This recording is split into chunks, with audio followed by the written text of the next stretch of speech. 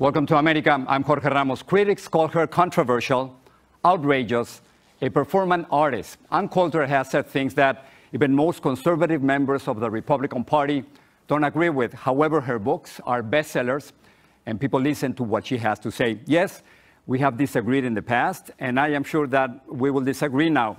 But I'm convinced that we have to talk with those who don't want immigration reform in order to find a long-term solution.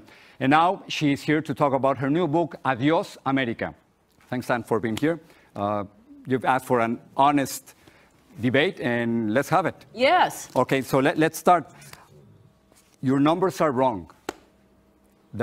You are saying on page, right here, on page 72, that the real number of undocumented immigrants is 30 million. Yes. It isn't. Yes, I think you're wrong, as I describe. I mean, the number we keep hearing is 11 million, 11 million, and 11 million. That's so weird. It's been 11 million for a decade. Well, I'm still explaining what the Census Bureau, the Department of... But as I explain in the book, they're all using the census figures. If the census figures are wrong, then everybody's numbers are wrong. And I'm sorry, it defies common sense that in the past decade, not one more illegal alien has come. And in fact, I cite the work, first of all, of two people advising people about their money, Bear Stearns analysts, and they looked at something other than the census reports, which relies on people who have broken the law to be here telling the truth in government surveys. They said, no, instead we're going to look at remissions of money back to Mexico, for example. That is money people send here. School enrollments in illegal alien hotspots, housing permits in illegal alien hotspots, and back in 2006, they said it was 20 million. Plus, you have two Pulitzer Prize-winning investigative journalists who spent a year investigating for Time magazine, which you are one of the most influential people of. That's what they say. You better believe the investigative reporters for Time magazine and Vanity Fair. And in 2006, they said there's been another 3 million a year. But the truth that is adds up to a minimum of 30 million. No, but the Census plus Bureau the fact that it defies common sense. It says 11.3 according to Pew Research Center. Department of Homeland Security. All rely on census reports. So you're saying 30 million, but it's what you think. Well, okay, the reality is completely. People to read the book and make their own conclusion, because the I'm citing things different. Other than the exact same people using the exact maybe same census data. And by the way, who cares? Let's move on. Okay, so I don't care if you're saying 30, I'm saying 11. Okay. There is absolutely no question. What would you do with minimum of 30? What would you do with them? On page 245, you said your solution: the entire immigration bureaucracy has to be shut down. Yes. That's no solution. Oh, yes, it is. Of course it's not a solution. Well, that's not the only solution. Also, end the anchor baby scam and put a triple-layer fence up. So but you want to leave the situation exactly the same? No, the point is there's no point in even discussing what to do with people already illegally here unless we turn off the flow. The first thing when a tub is overflowing, you turn off the water. Then you decide, are we going to use a mop? Are we going to use rags? Are we going to use a blow dryer? What do you do with those who are here? What do you do with those who are here? It's absolutely tendentious to discuss it until Congress puts a fence up. We're talking about 11 million people or 30 million people, according to you. You can't have citizenship based on a game of tag. I'm trying to preserve an endangered culture, the American culture, and it is being overwhelmed by 30 million illegal and legal immigrants being dumped on this country from peasant cultures. We have taken more Nigerians than we take in people from Britain for the past 30 years. Do most Americans know that? So you only want Europeans here? 71%. You only want Europeans coming here? I want nobody coming here for the next decade. I want a total moratorium until that's unrealistic. That's not an answer to say it's unrealistic. You're asking me what this country needs. This culture is being overwhelmed. It is the most successful culture in world history. It is the what best would you do for with women. Those who are here? It is for children. Now we were bringing in cultures where child rape is the norm, where honor killings are the norm. You cannot say that the majority of immigrants. There's no concept of litter. Our national parks are being overrun. You cannot say that the majority of immigrants are criminals or terrorists. Flew to get to.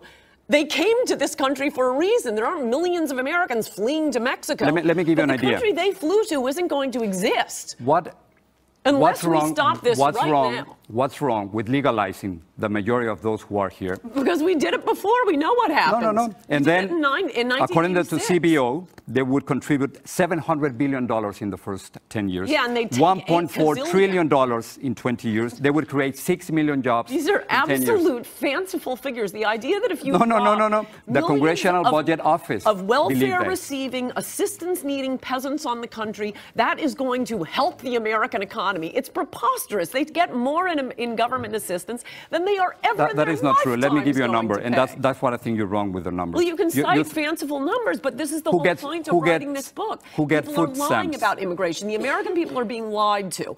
The idea that you can dump in people accepting more government welfare than they're paying. Let me give you just a number. That's why your numbers are wrong. The numbers are wrong. No, you're just citing other fanciful Who get food numbers. stamps? Mostly white people. Only 10.3% of Hispanics get them. No immigrants should be getting any government assistance. Why would any country take people who immediately go on government assistance? It's madness. We want people who bring our average up, who don't bring the average down. American government should be concerned with the American people, and by the way, that includes immigrants at this point. Immigrants who came in last year and the year before that, they came to this country. You're not telling me what are you going to do with them. You're not telling me what are you going to do with them. I'm refusing to discuss it until we have a double-layer fence on the border. Why become a minority? And you don't want that. Well, I do think the whole country will be changed when it becomes a but what's wrong with diversity? White country. What's wrong? It's not diversity. So you don't want people like me? No, you don't want people like me here. No, it's not diversity. It's Mexican. One-third of all immigrants come from one country. That is not diversity. Your family came from Ireland, right? No, It's a European. Mostly settlers, yeah, not immigrants. All right. So do you want in the late 1800s and in the early 1900s there were signs, Nina signs, that said no Irish need apply? No, that's nonsense. So you want us to go back to those days? No, that isn't true. I don't know what that has to do with anything. But the point is, before Teddy Kennedy's 1965 Immigration Act, there was more diversity in immigration. Diversity should mean we take an equal number from all the countries in the world. I think that would be a stupid policy, but that would at least be diversity. Still talking. That's not what we're doing now. We are taking 30% of all legal immigrants from Mexico, 60% of all illegal immigrants from Mexico. Instead of taking 5% or more from 7 different countries, which was the case before 1965, mostly European countries that you we're want. taking them all from Mexico. Well, okay, but so your problem is with Mexicans, but not with Europeans. No, you said what's the matter with diversity. I'm telling you it's not diversity. I'm just getting our facts straight. And no, I didn't want to live in Mexico. So I don't want to live in Ireland. I don't want to live in Scotland. I wanted to live in America. Why don't liberals? Why do you think that the Mexicans who fled here want to recreate Mexico here? No, it helps your power because your media desirability goes up a lot. But you're not speaking for the immigrants who came here from Mexico. They left Mexico. They came to it's an economic situation. It's simply an economic situation. They come here because there are thousands of American companies who hire them, and because there are millions of Americans, including you, who benefit from their work. It's more than economic because you have something like 2.4 trillion people in the world living on like $2 a year. They'd all like to come here. Mexico happens to be within walking distance. So you're the one who's discriminating against the poor Bangladeshis who would love to come here, but they can't walk across the border. Why should we discriminate against them? So let me just say this at the end. It is not diversity. It is just changing our culture without checking with the American people into Mexico. Let me just finish with this. So you think there are way too many immigrants in this country? It's not only that there are way too many, we're getting immigrants who are immediately going on welfare, who are committing crime. No immigrants should be committing crime. The majority of immigrants are not terrorists or criminals. Should be zero. Why would you invite? Look, we can't do anything about our own underclass. We can't do anything about native criminals. We can do something about people we're inviting into our country. So let me just give you this number. So you're concerned about immigrants coming here. The number of foreign-born population, the percentage foreign-born population, 1900s it was 13.6%. In 1910, 14.7%. Right now, 13%. In other words, the percentage of the foreign-born population in this country hasn't changed. So you're crying wolf. No, there's no problem. You didn't listen to my last answer. It isn't just the fact of immigration. It's the immigrants we're getting. It is also a fact that the immigrants before 1970 were more likely to graduate. So you're concerned about before Latino immigrants. Immigrants were more likely to graduate from college, were more likely to make more money, were less likely to be on welfare, were more likely to own their own homes. Post-1970, upside down. That is not true. Second generation Latinos not true. tend to get better jobs, better salaries, They go to college. You have 4 million Latinos who have bachelor's degrees. This is 1.4 million Latinos who have PhDs or master's degrees. Better than what? Better than their parents. Better than the native population. Better than their parents. That's second generation Latinos. Latinos. Their parents who cares, Ann? Utter peasants. Doing better than their parents isn't better than the native population. Second generation Latinos are doing much better. Than is their parents. Of course. No, we're not in an international humanitarian process here. American government should be protecting the American people, not helping out the people of the world. This isn't an international charity mission. Well, that's the tradition in this country, and this is a country that was formed by immigrants, including your family and my family. We all came from another country. We all came from another country. I didn't come from another country. Well, your family did.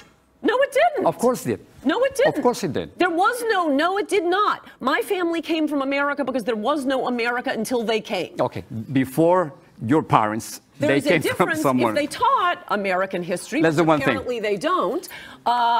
The first people here back in the 1600s were not immigrants. They were settlers. They came to a society or a continent that had no country. They created this country.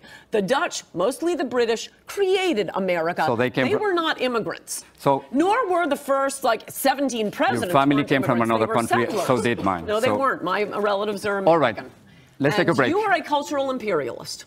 Thank you so much. And we're going to take a break, and then we'll be back taking questions from our audience. That's next. Thank you.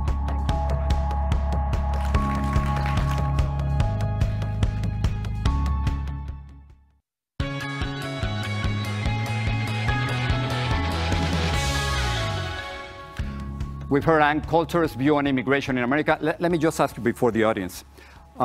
Which Republican candidate is closer to your philosophy on immigration? Well, none have it exactly, but they haven't read my book yet. They know you. They know how you think. What's interesting now is Scott Walker is the first one of the announced candidates to come out and say he wants to protect American jobs and American livelihoods. And it's as if, until this moment, all the Republican candidates have agreed, okay, none of us will take steroids. Now that he's said it, that screws all of the rest of them. And I mean, I think he'll be the candidate unless my love. So you will be supporting him back in. Yeah. Oh, yeah. And I liked Romney. And I mean, obviously none of them have my position. But again, they haven't read the book yet. I think I'll persuade them that we need an immediate immigration moratorium and the anchor baby nonsense. But Romney had the self-deportation position, which was as better than any other Republican. He got 27% of the Hispanic vote and lost. And Ronald Reagan won the smallest percentage of the minority vote and won the largest electoral landslide in history. So Republicans don't listen to Jorge Ramos and how to win. Listen to Ann Coulter. It's in the second to last chapter. How about Jeff Bush, Marco Rubio, Ted Cruz? Do you like them? Well, no, obviously not Rubio or Jeb Bush, nor do other Republicans. I understand the Democrats and the media are quite fond of them. And as for Cruz, I mean, he's making some good noises now, but he said some terrible things about amnesty in the past, so no. So those are my questions. Let's listen from the audience. Jose Machado, go ahead. Welcome to the third world I call Miami. It's beautiful and thriving. It happened in elementary school after reciting the Pledge of Allegiance that I realized that I was an American, that I was one of my classmates. Then later I discovered that I was actually undocumented. At what point, Ann, did you realize that you were an American? I've always been an American. It's like, when did I realize I'm a girl? When did I realize I'm from Connecticut? When did I realize I have two older brothers? It's just been a part of my sense. But I wanted to check, are you still undocumented, as you say? Because I want to get Sheriff Joe on the line. No, I'm not. But I realized that I was a boy when my private part was different than my sister's. So there's things that we see that this makes us different. So you didn't really answer the question. What would you think? I mean, if you're proud of being an American, what would you think of the fact, as I have in my book, and I assume you guys haven't read my book yet, but I hope you will. What would you think of the fact that Carter judges started presiding over citizenship ceremonies conducted in Spanish? Well, I speak both languages, so I'm good. I don't know about you. So you don't care that No, I mean, an I can American speak both citizenship, languages. okay. But and I'm definitely calling the reality is that my Sheriff Joe. mom was deported, and because she was deported, I ended up getting papers. So this is the messed up system that we have. Okay, well, I'm thinking that we really want citizens who are speaking English and love the country with such an emotional intensity described by Justice Brandeis that you would react in horror at the fact that citizenship ceremonies are being conducted in foreign languages. Thank you very much. Next question, Sloan, go ahead. Hello, Anne. Thank you for taking my question. I'd just like to butter you up for a second and say that no matter what kind of political party you're affiliated with, I think we can all agree that you have really great hair. Now we'll move on to my question.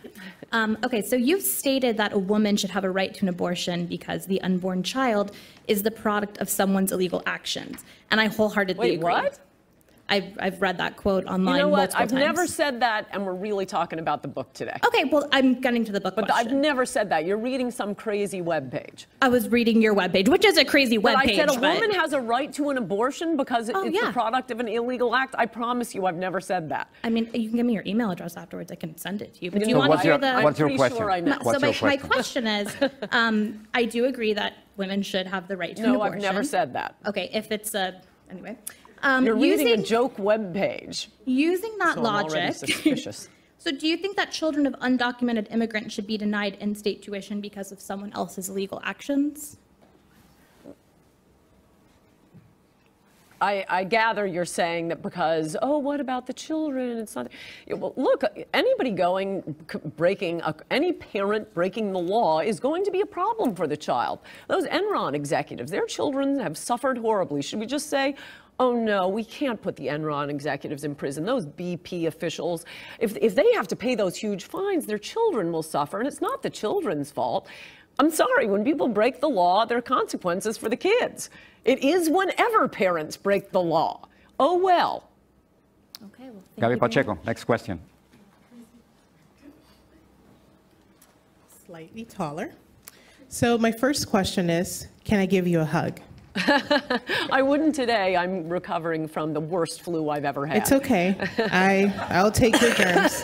This undocumented immigrant who has lived in this nation for almost 22 years wants to, as a sign of my humanity and yours, recognize you and say, can I give you a hug? No, let's get on with the question. Okay, thank you. So, and Joe Arpaio gave me a hug, by the way. There is freedom of speech, and then there's also hate speech. And I wholeheartedly believe in our First Amendment right. But many of the things you say on TV, on the radio, in your books, not only do they incite fear, they also incite hate. And so I wanted to ask you if you feel you're abusing your First Amendment rights, and do you think legitimately that what you are saying is right? Well, 2 points. One is you don't understand the Constitution if you say there's free speech, and then on the other hand, there's hate speech. No, I know that under the law and the Still Constitution, answering the question, they're and then both you'll the step same, away but and we'll hate take the speech next is one. hate speech, and you don't have the right. And thank you all for coming put here it out. today. She's about to finish her speech. No, there is speech. There's not speech and hate speech. And judging by the last question, apparently you people can't tell the difference in what I've actually said and some crazy parody site, because I don't know what you're thinking is hate speech. I don't engage in hate speech. I engage in speech.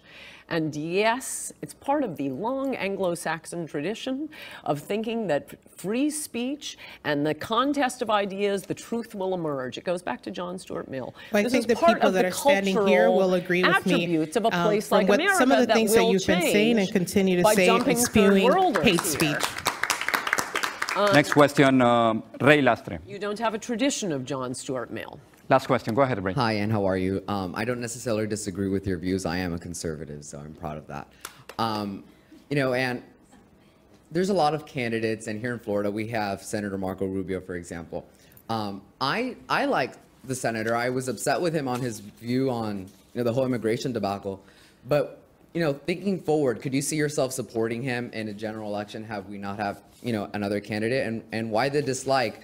I think that he's a great candidate, and we have, as a Cuban American, I think I'm so proud of having Ted Cruz and Marco Rubio, people of Cuban blood, being able to get there, Well, I'm going to keep bringing the questions back to my book. And again, I say this is not, glad you're a conservative, happy to have you here, hope you vote Republican, but this blood thing, not really an American Anglo-Saxon tradition. This is a problem, and that's why the Democrats are insistent on dumping all of these very different cultures on America, because they can get people to vote on the basis of blood. That is not how Anglo-Saxons vote. Yeah, that's true. Not at all.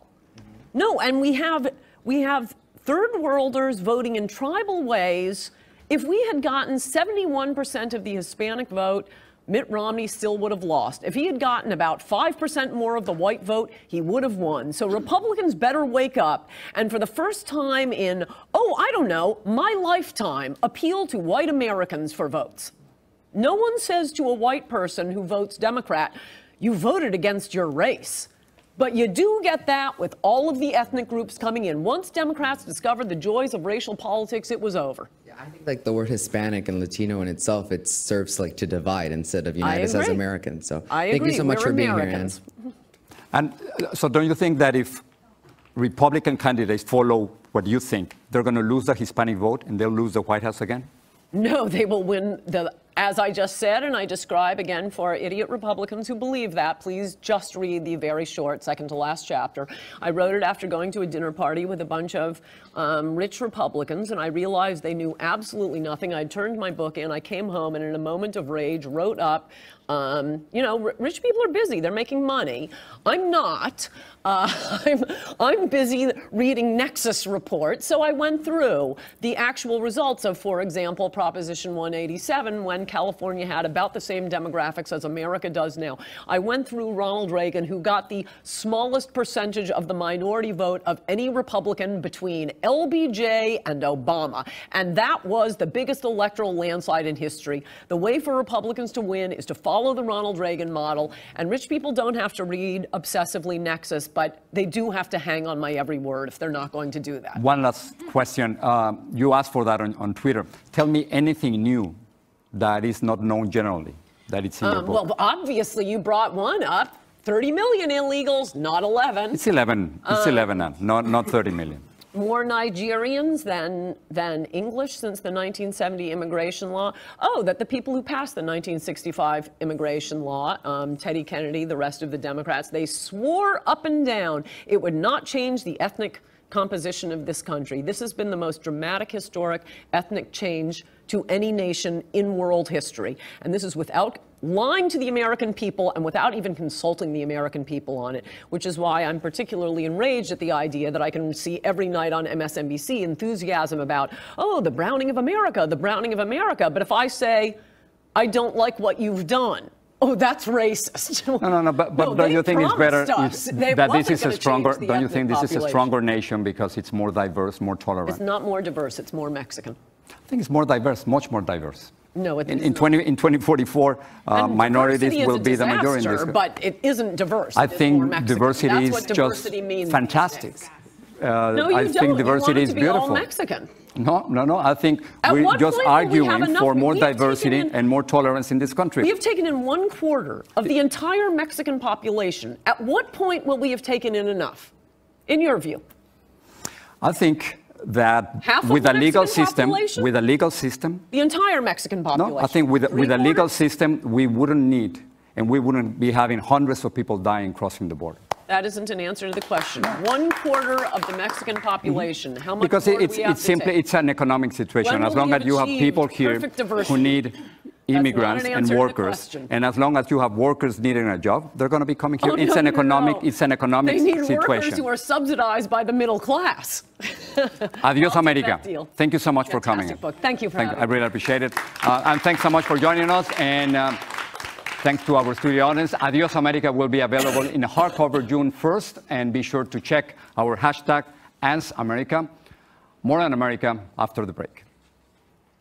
I've never seen, this is the first chapter of my book, describing how there is just a total censorship of what 70% of Americans would agree with. You cannot hear my side of the immigration debate. You can't hear it on Fox News. You can't hear it on MSNBC. You can't hear it on ABC, NBC, CBS, the New York Times, because it is the elites against the middle class and working class Americans.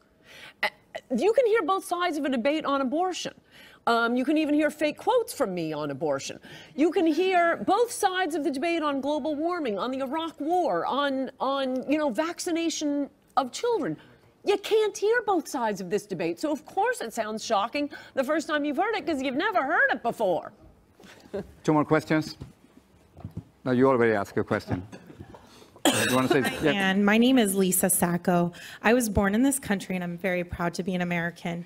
The reason that my family is here is that my grandfather was a POW who fought with Italy, and then my grandmother married him and settled in this country. My mother came in 1964 as a Cuban immigrant, and the reason my question is going to be about the fact, and I agree with this point, why do immigrants come to this country and then start to receive welfare benefits? My family, who worked very hard to come here during the freedom flights, my grandfather never received anything from this country, never went on welfare, lived in a very tiny bedroom in New Jersey and worked very hard, as did my Italian family, who worked very hard and never received benefits. And our store that my grandfather started on my Italian side has been in business 65 years in Elizabeth.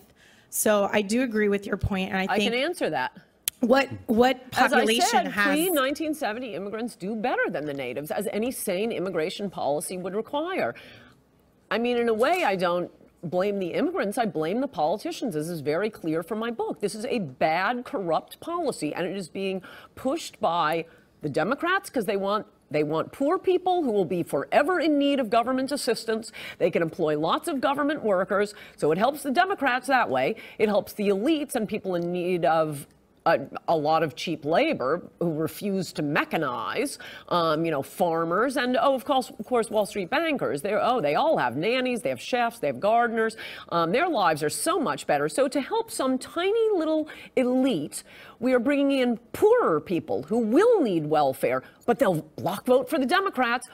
The question is, why are Republicans going along with this? Because of their short-term interests. It'll help them in the next 5 years, and it'll help the GOP lobbyists. And unfortunately, I think there are a lot of rich Republicans, and I have been struggling mightily to get this book into their hands, because I don't think they hate America the way, for example, La Raza and the ACLU do. I think they're just being led astray by idiot consultants, and like these people I had dinner with that I wrote the second to last chapter for. Rich people can be stupid when they all hear the same thing over and over and over again, and they're hearing the same thing, and just as you haven't heard the other side, neither have they. And if they would just read my book, I would pay them. Another valid point that you made was about the fact that people need to speak English. So, and I wholeheartedly agree with that. As a real estate broker, I think it's a shame that the exam is available in Spanish as well. You want to ask a question? Chapter 1 of my book, where I have the most beautiful quote from Louis Brandeis about what it takes to become an American, and he throws English. Well, of course, you have to speak English, but he goes to the emotional attachment, and well, the emotional attachment is not there. And to have your interests allied with the other Americans. But the numbers are there. I mean, there seems to be some culture. Thanks so much.